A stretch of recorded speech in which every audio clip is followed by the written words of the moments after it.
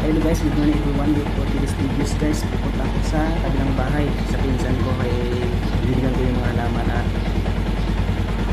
pa rin babasahin nila. Okay.